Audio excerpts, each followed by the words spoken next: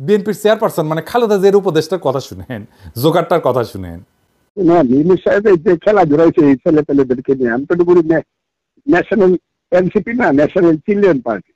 এই বাচ্চা কাচ্চারা কখন কি মনে চায়, এখন দুধ খাবো না, একটু পরে চকলেট খাবো, একটু পরে রসগোল্লা খাবো না, খাবো না, দেশটাকে তো এরকম মনে করছে। আর ওই লুটপাট করে কিছু টাকা পয়সা, এরা তো আসলে গড় আছে দর নাই, এইরকম গড়ের ছেলেরা আসছিল এখানে, এবং এদেরকে কালো শক্তি এদেরকে রেডি করিয়া কয়েক বছর এই কাজটা করাইছে।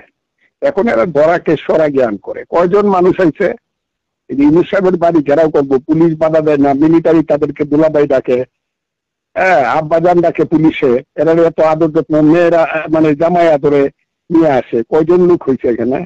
আওয়ামী লীগের যদি বাধা না দেয়, এখনো যদি বাধা না দেয়, আওয়ামী লীগের ঢাকা সিটির একটা ওয়ার্ড থেকে যে লোক একটা এখানে আসবে ইউনূস সাহেবের এইখানে, অতগুলো লোক তো হয় নাই।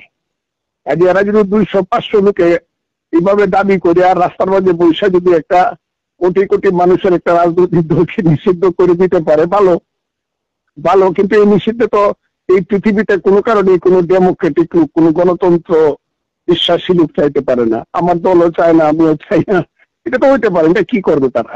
আওয়ামী লীগকে নিষিদ্ধ করলে জনগণ করুক, এ হলো আমার কথা। এরা কারা? এরা কি? ওর কথা আর কইবার চাই না। তো ওই বিএনপি করে নাকি আওয়ামী লীগ করে?